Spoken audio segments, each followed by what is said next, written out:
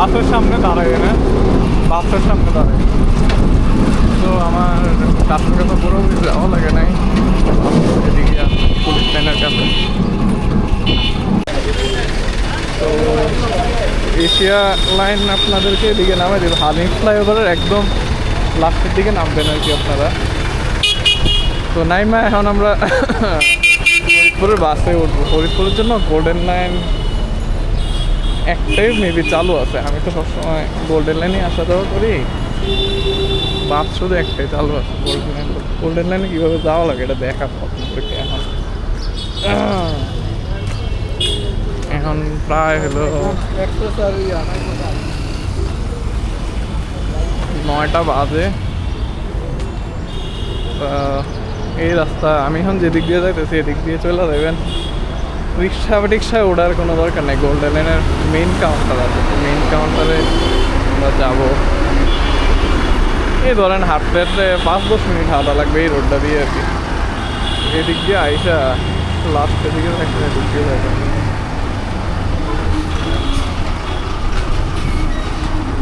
বাস কাউন্টারের কাছে যাই আমি আপনাদের দেখাচ্ছি কোথা দিয়ে যাওয়া লাগে, নাহলে আবার ভিডিও বেশি বড় হয়ে যাবে। হ্যালো, দেখা যাইতেছে অনেক বাস টাস আছে এদিকে। একটা গোল্ডেন লাইনে বাস দেখা হবে। তো এইদিকে হলো কি বাস কাউন্টার,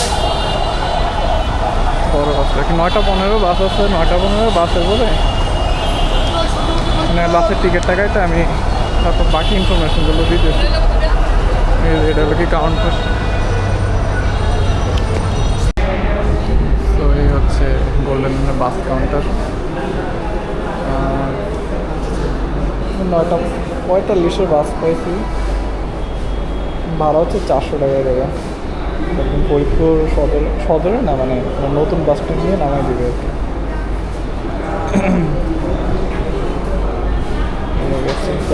তারপর বলতেছি। তো এই হচ্ছে আমাদের বাস। তো এটা মাওয়া হয়ে পদ্মা হয়ে ভাঙা হয়ে ফরিদপুর দিকে যাবে।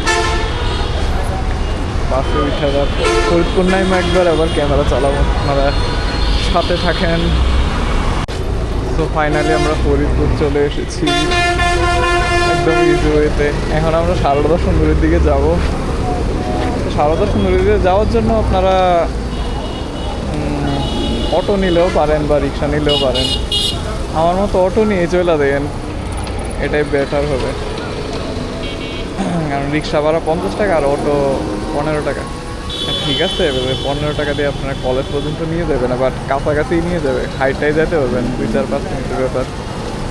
ঠিক আছে, বাকিটা পরে কন্টিনিউ করতেছি।